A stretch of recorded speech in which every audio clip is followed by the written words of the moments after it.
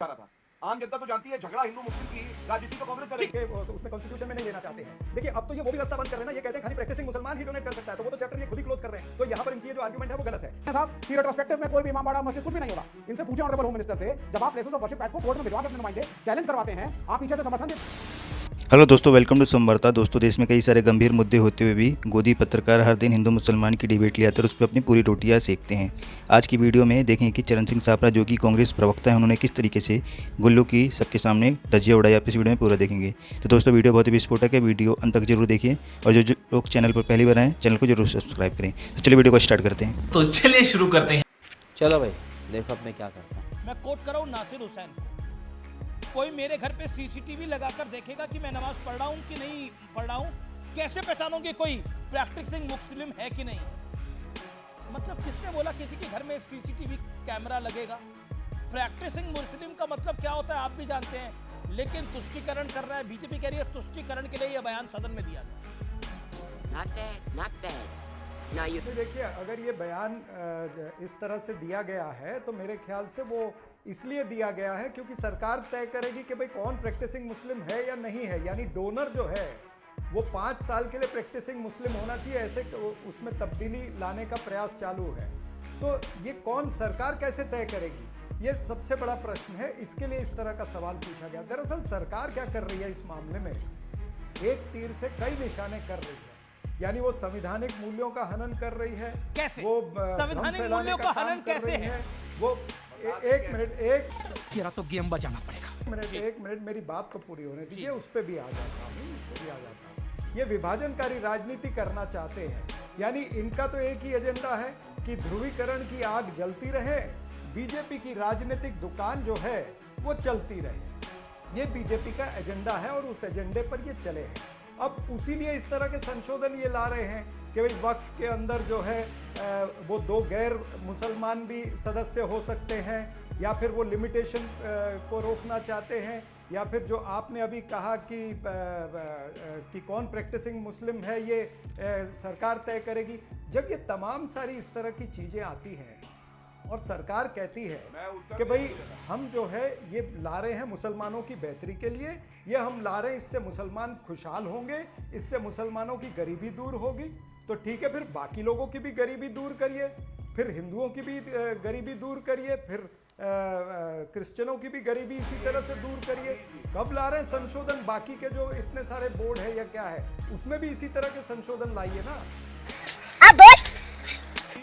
अमीर भाई एक बात बताइए। जी 20 सेकंड। अगर आपके घर पे कोई मुसलमान आके कहे कि ये वक्फ प्रॉपर्टी है और आपको ये दिखाना है कि ये वक्फ प्रॉपर्टी नहीं है और ट्राइब्यूनल जाना पड़ेगा जहां मुसलमान मेंबर्स हो, तो झगड़ा कौन कराना चाह रहा था?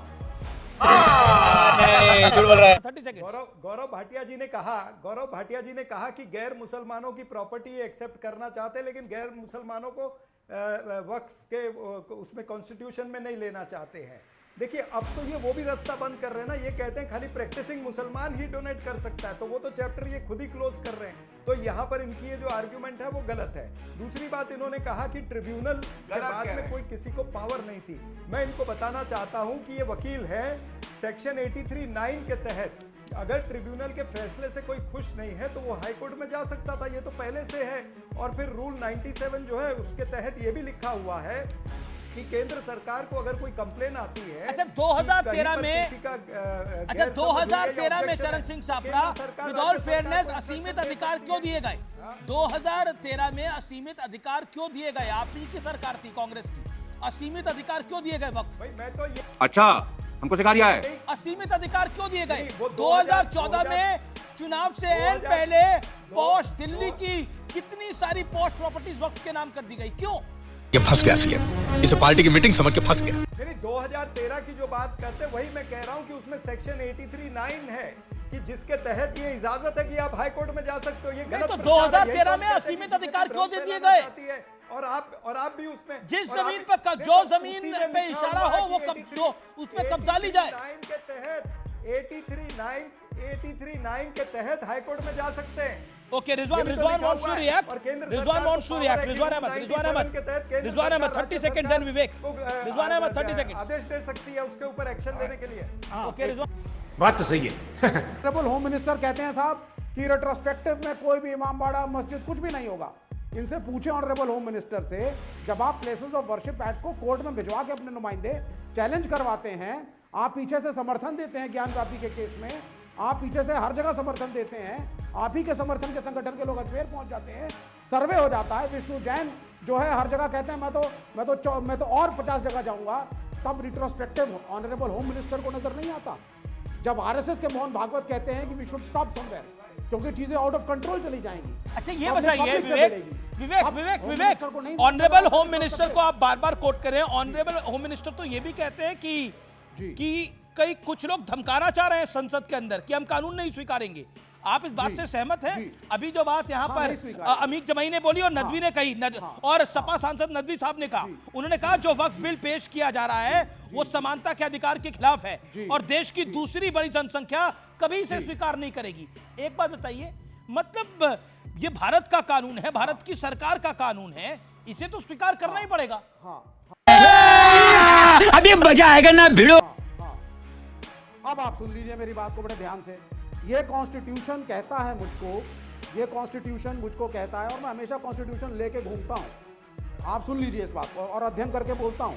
अगर सरकार चाहे कांग्रेस की हो, कम्युनिस्टों की हो या बीजेपी की हो, ब्रूड मेजॉरिटी से आप कानून लाते हैं जिसको जनता फील करती है आपके इलेक्ट होने के बाद कि वो जनहित में नहीं है, तो कॉन्स्टिट्यूशनल राइट है प्रोटेस्ट करना।